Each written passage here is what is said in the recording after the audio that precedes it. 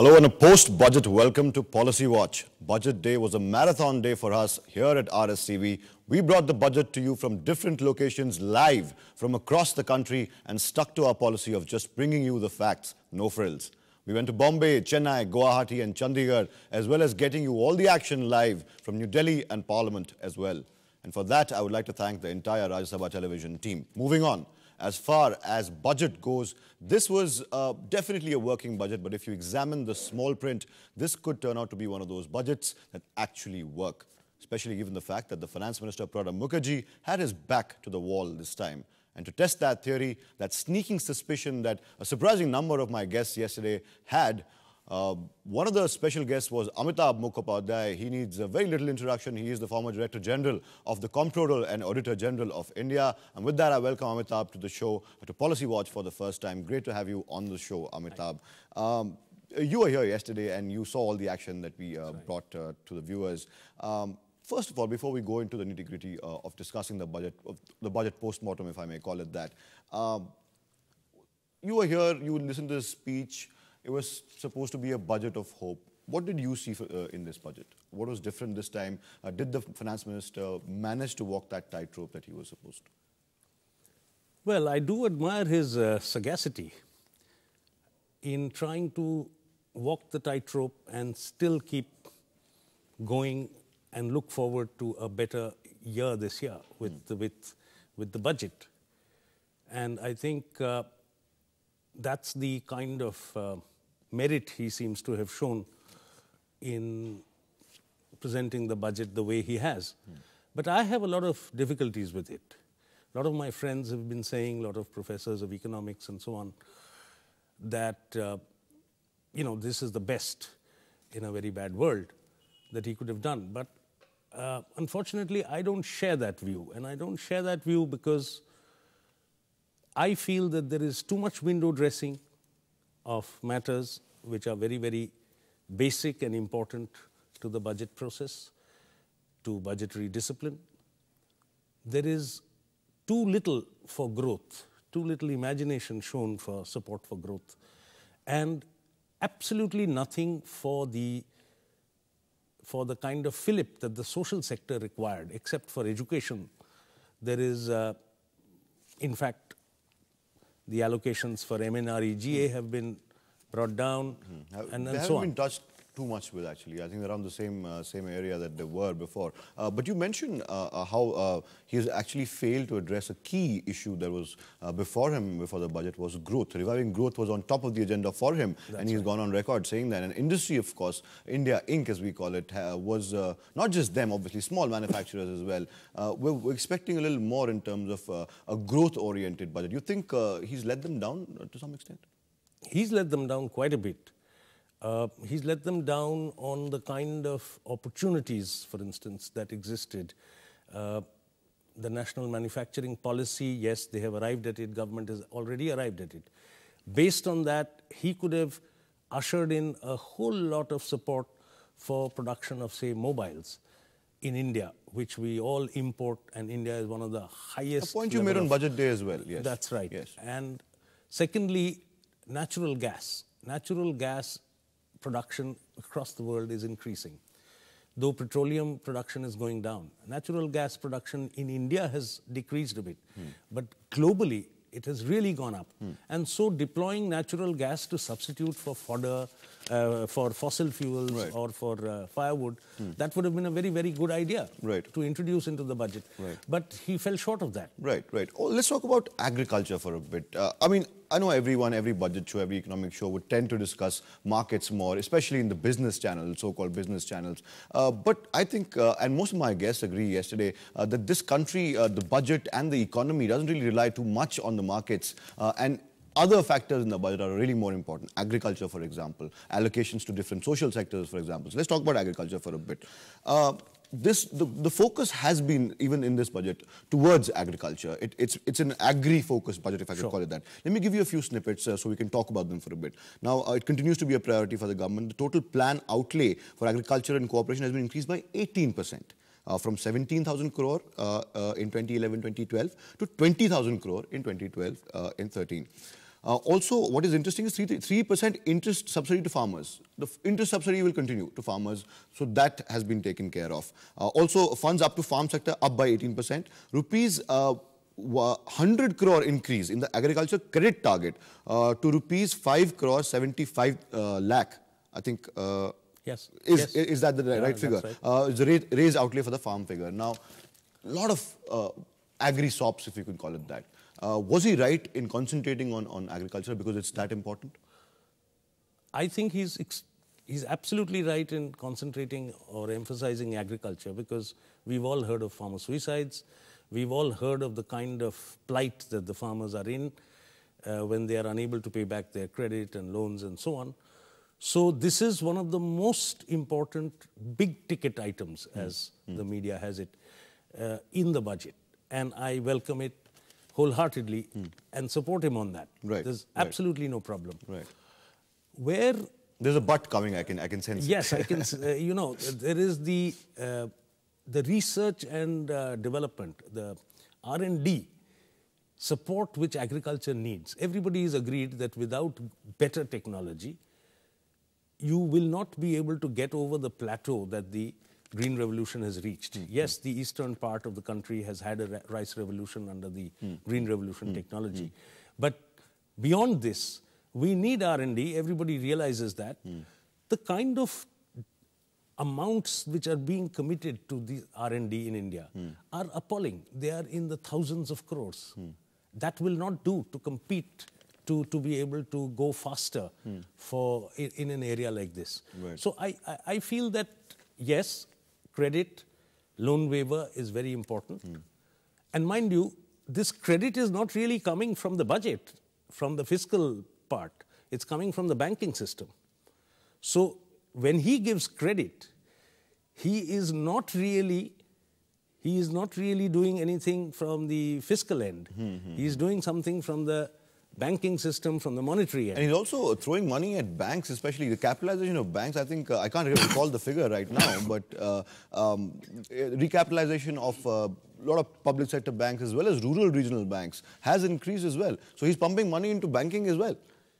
You know, that part, though it is absolutely necessary, and that's something that the Prime Minister, Manmohan Singh, right since the time of even UPA 1, he has been emphasizing the recapitalization of the regional rural banks. But the reality is that the management of most of these banks are in the hands of what I would call goons, cooperative banks, regional banks, and so on. And therefore, capitalizing them, you can capitalize them today, you'll have to capitalize them again after 5 years. Right. Because the kind of discipline which is necessary in defraying loans, in getting repayments and so on, that kind of integrity does not exist in these banks, unlike the other commercial banks that we have. Let's talk subsidies for a bit. Very important part. Fiscal health of the government finances is not really good. Fiscal deficit, we overshot that by, I think, more than a percentage point, which was earlier anticipated. Now, he said in his speech yesterday that to keep 2012-13 subsidies, he wants to keep them under 2% of GDP. Also, he said that food subsidy bill will be seen at around 750 billion rupees. That's one. The fertilizer subsidy bill in 2012-13 is seen as 609.7 billion rupees. Petroleum subsidy at 435.8 billion rupees. Now, he also wants to, okay, we already talked about banks. Now, the subsidy part is really important. It is not really going down anytime soon, is it? The subsidy part, I'm afraid, is actually going to go down pretty soon. You think so? I think the petroleum prices will be hiked. The fertilizer prices will be hiked, but that will be done outside the budget.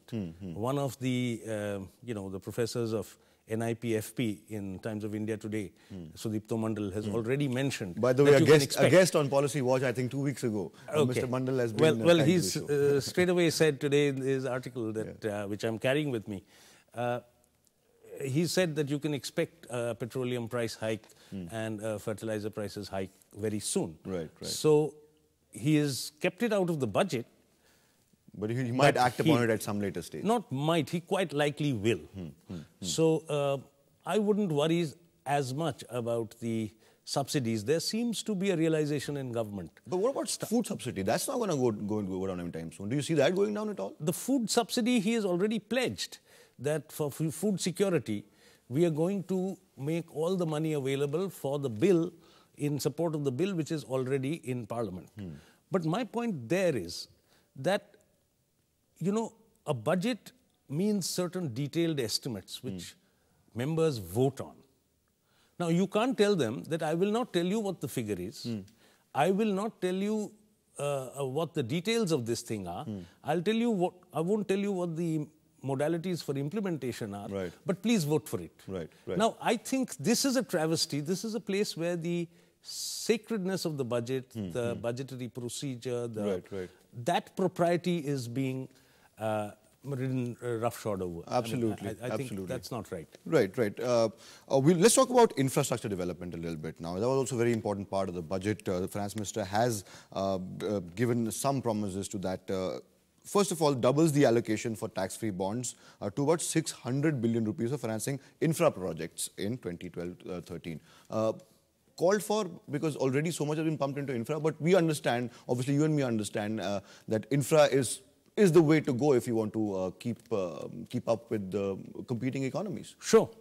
He has introduced not only the bonds, where he's doubled the amount he wants to raise from 30,000 to 60,000 crores, but he has also relied on external commercial borrowings by the industries themselves, the firms themselves, and there he's shown a lot of liberal attitude, and I think that's a smart move, because if the extra commercial borrowings are made by these firms, then a whole lot of dollars will come in, and our balance of payments would ease out. Absolutely. Also, some hidden benefits, I think, for the aviation sector. Their external commercial borrowing limit for 1 year has been increased to, I think, 1 billion.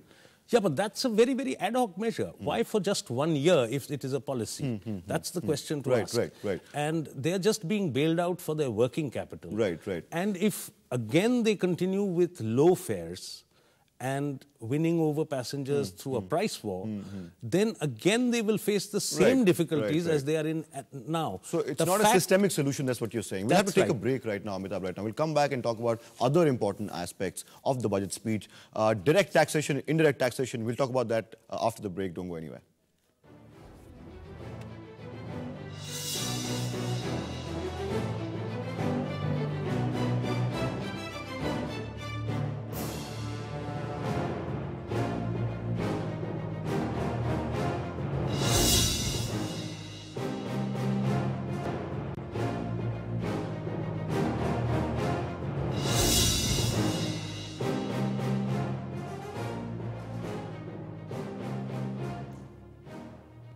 Welcome back. You're still with Policy Watch, and we're deconstructing the budget for you, the normal consumer, the normal viewer. Before we go forward, let's take a look at how the budget has affected you directly. What has become costlier? What has become cheaper? Ornaments are going to get more costlier. Diamonds have gone up as well. Bad news for people who want to buy jewelry. The next graphic coming on your screen right now, gold has gone up. Platinum obviously has gone up again. This is probably, there is again one more. Real estate will cost you much dearer. Cement has gone up as well. This affects you directly. Remember, you are the consumer. Luxury cars, for people who want to buy luxury cars, it's going to be a tough ride ahead. Motorbike lovers, those Harleys might not just be coming anytime soon. Eating out is going to be expensive. People who love to go out could be affected. Well, how much we'll have to see. Hotel stays are going to get more expensive as well. Air travel will obviously again become a little more dearer to you. TVs, however, LCDs and LEDs have come down. Cigarettes have become expensive, and life-saving drugs, on the other hand, have become cheaper. Fridges will go up now. Computers will go up again. That could be something that could affect the middle class as well. Right. So you saw that a lot of things have gone up. Cement has gone up. This could affect the construction industry as well. Well, most things are going up, so people will accept this in their stride. The main point I'd like to make is that the FM was not facing only a tight deficit situation. He was also facing an inflationary situation. Right. Though it's eased, but they say that the pressures are still there and it could go out of hand any time. So he needed, in that situation, it's curious that he reduces the direct taxes and he increases the indirect taxes. The indirect taxes will add to the prices. Right, right. And that will have a cascading effect. And he has done that. Let's talk about indirect taxes for a bit. Now, he's proposed to set up a common tax code for service and tax and excise. For service tax and excise, I beg your pardon. Now, government services, education have been exempted from service tax. That, I think, could be a very good measure. What do you think? Sure, Yeah, absolutely. It will. Absolutely. Service tax net has been widened. It was widely expected, came at the right time. A lot of people say, do you agree with that? Service tax? Yeah, sure. And in fact, that's a very, very good measure that instead of a positive list, you have a negative list of 17 items. Right. And you have tried to, you see, services sector is growing, incomes are growing there, and therefore you can get more revenues from that. And that's very important. That's extremely important. Garnering revenue is what the government couldn't do. Yeah, it's extremely important. Absolutely, for the fiscal health of the country. And this is for the benefit of our viewers, of course. One point I want to talk about is the 20% reduction on security transaction tax, the STT. That market bit, jumped a little bit when the STT thing was announced, came back again. Why do you think they're not happy with one reduction, 20% in STT? Well, I'm not a very good market fellow, but I can only guess that they wanted a lot more when the confidence in the government, the bond market does not seem to be the way a government will go. They probably expected that it is risk capital which would be supported far more to garner, to help growth and support it. Right. But the government, instead of going the equity way, has actually gone the bond way, as you mentioned at the beginning of the program. They've gone on this whole thing of, because they will be making market borrowings, they will get a whole lot of securities, and therefore, and along with that, the industry will be supported by bond issues and so on. So this is something which, it remains to be seen whether the bonds are going to be actually bought by people. People may not subscribe to these things. There are many measures which we need to know whether the assumptions will come true, whether the revenue or expenditure figures or realization will actually happen. Right. So these are all, I think relying on bonds is a very good thing theoretically, but in the marketplace, people who are disappointed by not getting equity SOPs and stuff, they may not actually opt for bonds, or for foreign investors, for instance, may just go elsewhere to another country. Right, that could be a concern. We'll have to wait and watch. So the assumptions of the budget, revenue realization, the expenditure incurring it, whether it will keep pace with what has been, these are, mind you, these are all estimates. These are all projections on to the next year. How much of this will actually happen depends. And based on that whole thing of the estimates being actualized, based on that, you will get fiscal deficit reduction or not. He has recast the FRBM obligation by trying to include the grants to states and local bodies as something which could be deemed to be capital expenditure. But that's certainly not acceptable to any Goods and services tax, Amitabh, GST, he said August 2013, if I'm not wrong. Is that the correct thing? 2013, I think, next year. Next year. Because he needs to get the agreement of all the states. Right, but also a very important thing that he has delayed is the DTC. Certainly. Let's go to direct taxes. We'll talk about direct taxes after the break. He has not delayed. You see, the minister is faced with a situation where the committee has just about sent its recommendations on DTC. So he couldn't have jumped the gun. But yes, you can say government should have acted earlier on it and gone faster on trying to get it on board. That it could have done. Absolutely. On that note, we'll take a break. Another short breather. Don't go anywhere. We'll discuss direct taxation. Personal tax slabs have been rejigged. After a short break, we'll meet again.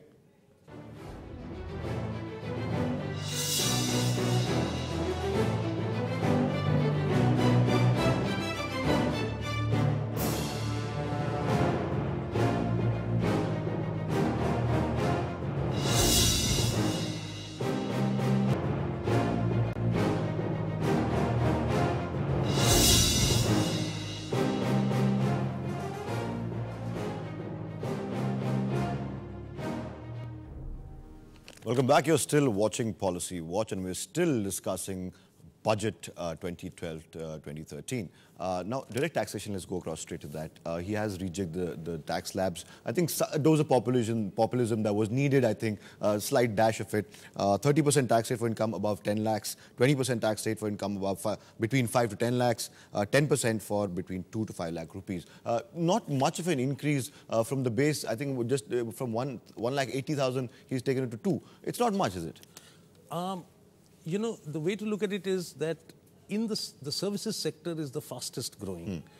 Now, the people who work in the services sector are a huge range. They range from well-paid, absolutely aristocratic chefs in five-star hotels to the delivery boy who's coming to give you the home delivery of food. Now, that boy is not actually earning much. So there is a huge tax base which has increased at that level of the service providers, the boys and girls who are working at that level. Now, these people are going to be very happy with him. And it is these people who often are not actually paying their taxes or submitting their returns who will start getting into the net.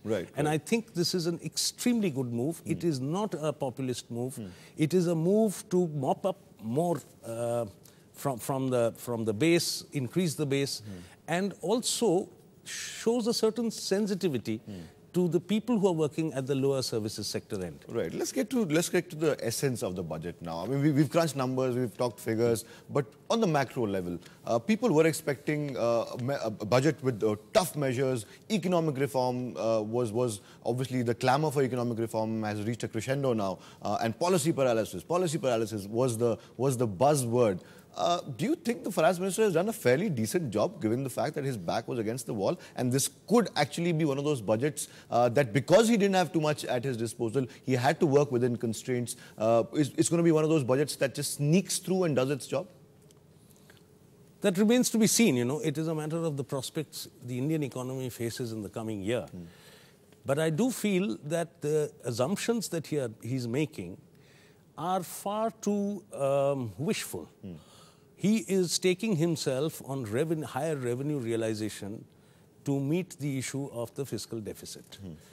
Now, this revenue realization depends in turn on growth.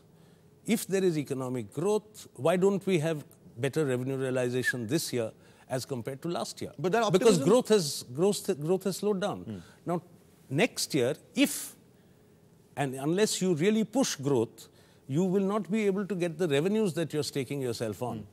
So it is difficult, but perhaps if the European crisis eases, if the issues of oil with Iran and so on hovering in the wings, if all that gets sorted out, and we have a lucky situation in the coming year, which I personally don't see on the horizon, then perhaps he's done a wonderful job. But I think I still would say that his orientation towards the fiscal deficit, towards the discipline demanded by the FRBM Act, which he wants to amend, I feel that there is a lack of, what should I say, statesmanship there, or there is a lack of a certain amount of commitment there. So obviously, there were differing views. You were part of the panel of guests we had on Budget Day. Some of them also said, criticized the budget to no end. They thought, especially political reactions, opposition, that was expected. The BJP and the left panning the budget was expected. But some of them went a little too far, saying that this is the most disappointing budget that we've ever seen. Don't you think that's a little unfair towards Pranab Mukherjee? Absolutely. You see, the problem is that most finance ministers are facing situations where, due to absolute lawlessness, whether in paying electricity bills, whether in theft of electricity, whether it is in paying for the railways, whether it's for the roadways, for anything, this lawlessness is coming out of a kind of political mess of just opposition for opposition's sake. And because of this situation, every FM faces a scenario where none of the public utilities can be paid for by the users. And therefore, they have to be borne on the budget. Now, what is he going to, poor fellow, do about it? Whether it's the airlines, whether it's the railways, if fares are increased, people raise a hue and cry. Right. And so on. So, yes, of course, he is in a tight situation. He's in a difficult situation. But remember, all of them across the political spectrum are in a difficult situation for something that is of their own making. Right. They are all, they think that a budget can solve problems for which you need a proper governance, and I would go to the extent of saying government with a danda. Right. You know, with a absolutely. stick, which makes sure that people who don't steal electricity, which makes sure that corruption doesn't happen, that trucks laden with grain for PDS don't go off here and there. 100% with you on that, Amitabh. Last question to you before we close. If I was to ask you key 3 takeaways, the 3 most striking points that came out of this budget for you, what would they be? One, the credit which he has increased for agriculture in a scenario where credit was going down overall. The second is his relying on, well, banking or bond measures or external commercial borrowings by the infrastructure sector to support itself, thereby also bringing the foreign exchange for the country. And the third is his attempt, which for me is a negative, his attempt at trying to amend the FRBM Act, and he's well within his rights to do so. The Constitution allows him to. From time to time, Parliament can change the FRBM targets. But at the same time, I think there has to be a much greater discipline in trying to reduce the fiscal deficit. Because remember, my son is going to pay for what I forgive today. Absolutely. So I'm concerned about that. It was a pleasure talking to you, Amitabh Mukhopadhyay, today on Policy Watch. I think it's a 2:1 verdict from Amitabh to this budget. 2 positives, 1 negative. Of course, the finance minister trying to bring foreign capital is a huge plus, and the effort that he's making is commendable. Also, agricultural credit, he's moving towards that particular that figure that he has in mind. Also a positive. The one negative Amitabh mentioned was once again, if you could, fiscal deficit, of course. He has to bring that down even more, if you're not wrong. Thank you, Amitabh, for joining us on Policy Watch. Till next week, when we get you another special guest on Policy Watch. Thank you, goodbye, and thanks for watching.